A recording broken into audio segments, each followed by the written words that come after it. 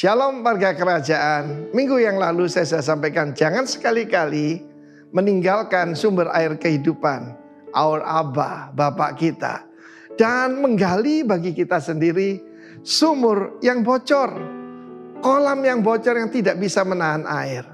Air juga bisa menggambarkan damai, sukacita, ataupun keuangan kita. Perhatikan keadaan kita. Dalam surat Hagai dikatakan, kamu memapani rumahmu dengan baik, tapi rumahku tinggal reruntuhan. Karena itu naiklah ke atas bukit, bangunlah rumah itu. Rumah apa yang dimaksudkan? Yaitu hubungan kita dengan Bapak Sorgawi.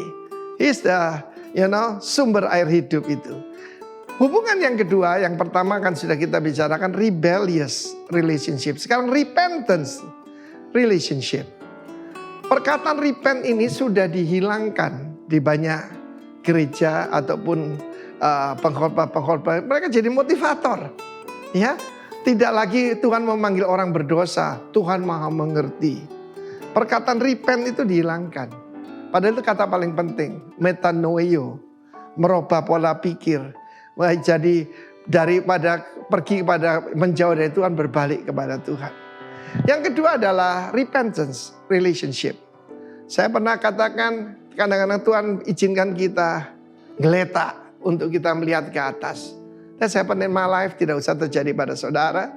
Yang kedua ini, sadarlah dia bahwa orang upahan di rumah bapaknya itu keadaannya jauh lebih baik. Dia itu seorang putra, bahkan ahli waris. Tapi dia minta warisannya itu. Dan firman Allah mengatakan tidak lama lagi, maka semua air yang dia bawa dari rumah mungkin sebesar ember, api semua. Tetapi dia sadar, dan ketika dia kembali, aku akan berkata kepada Bapa, pengakuan dosa itu penting. Hubungan itu diperbaiki karena pengakuan dosa, karena pengakuan kesalahan. Dan sekarang banyak pengkhotbah bilang, tidak usah lagi ngaku dosa, satu kali cukup. Tidak, saudara. Ya, jadi apa yang terjadi? Bapaknya mengembalikan pada dia pada statusnya.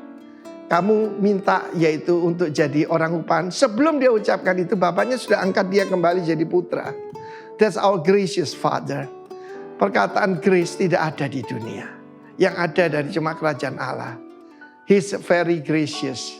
Luar biasa. Dan diberikan apa? Jubah yang terbaik. Jubah kebenaran. Kebenaran itu bukan karena diri kita sendiri, tetapi karena Bapa. Tetapi untuk menjaga kita tetap bersih, itu sanctification bagian kita. Kemudian diberikan cincin. Apa cincin itu? Akibat repentance.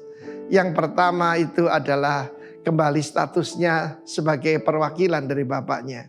Dia bisa kembali dalam bisnis, dan itu cincin materai. Kedua adalah akses, ya, authority, lalu akses, dan satu lagi, he bear his father's name. Tadinya namanya sendiri. Saya ada hari ini karena nama Tuhan Yesus. Karena nama Tuhan Yesus, tanpa dia, I'm nobody. Saya seorang yang gagal, ya.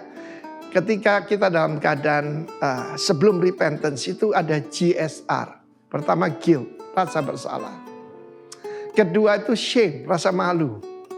Lalu yang ketiga tuh, yang terakhir tuh, itu remorse, rasa bersalah yang mendalam. Itu semuanya akan hilang, saudaraku. Ketika kita percaya kembali kepada Sang Bapa, sumber air yang hidup itu. Kembalilah pada sumber air yang hidup.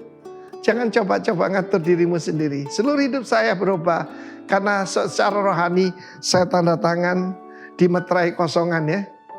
Silakan Tuhan Yesus atur hidup saya. Let him rule and reign in your life. God bless you. Rebellious menjadi repentance. Menjadi pesta kerajaan Allah. God bless you. Amen.